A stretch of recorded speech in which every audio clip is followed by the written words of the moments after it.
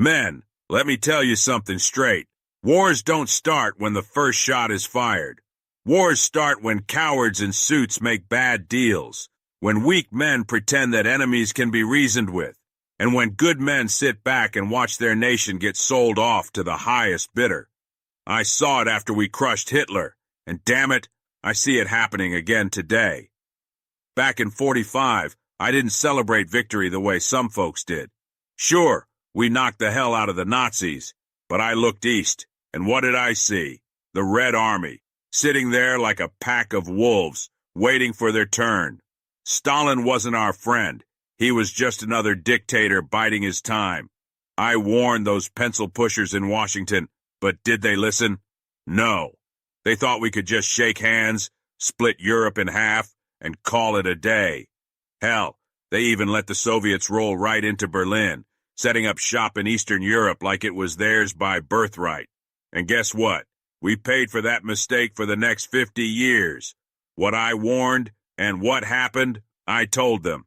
If you leave the job half done, you'll be fighting another war sooner than you think. And sure enough, that's exactly what happened. The Cold War didn't come out of nowhere. It was built on our failure to finish the fight. Stalin locked down Eastern Europe behind the Iron Curtain, turned half the world into his puppets, and kept the globe on the brink of nuclear war for decades. Now, you might think that when the Soviet Union fell in '91, we finally won. Think again. We got comfortable, got soft, we let our guard down, and guess who was waiting in the shadows? A new Russian tyrant with the same damn ambitions. Cold War 2.0. Russia's return to form. You know what the difference is between Stalin and Putin? Not a damn thing. One had a mustache, the other doesn't. The playbook is the same. Bully your neighbors, push as far as you can, and see if anyone's got the guts to stop you. Putin took Crimea in 2014. Did we stop him? No. He rolled his tanks into Ukraine in 2022. Did we put a boot in his ass? No. Instead, we let our politicians wring their hands and worry about being too aggressive. Well, guess what happens when you play nice with a predator? He keeps coming back for more, and that's exactly what's happening now. Failed leadership has consequences. What kind of leaders let this happen? What kind of men look the other way when an enemy of democracy grows stronger? You think I'd have tolerated a leader who bent the knee to Moscow? You think I'd have stood by while a politician cozied up to an enemy of the United States? Hell no. A true leader doesn't praise a dictator for waging war. A real commander-in-chief doesn't entertain the idea of walking away from NATO, the very alliance that has kept Europe safe from Russian expansion. A strong nation doesn't withhold aid from an ally fighting for survival. If you're too scared to stand up to your enemy, you don't belong leading a nation.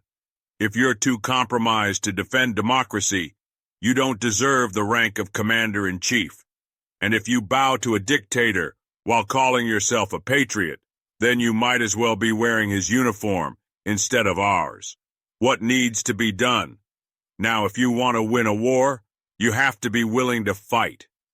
Here's what we need to do before this whole mess turns into something we can't contain. Stop playing games with NATO. This alliance is what keeps the wolves at bay. Strengthen it, don't weaken it. Meet Russian aggression with force. Putin doesn't respect words. He respects firepower. Stop giving traitors a pass. If a leader puts a foreign dictator's interests ahead of democracy, he's not a leader. He's a liability. Recognize that wars don't just happen overseas. The battle for democracy is fought every day, at home and abroad. The fight for democracy starts at home. The biggest threat to America isn't just in Moscow. It's in the corridors of power, where weak men sell out their country for personal gain. My final warning. I fought Nazis. I fought fascists. I fought enemies of democracy. And I'll tell you something. The real fight never ends. There will always be another tyrant waiting to test our resolve.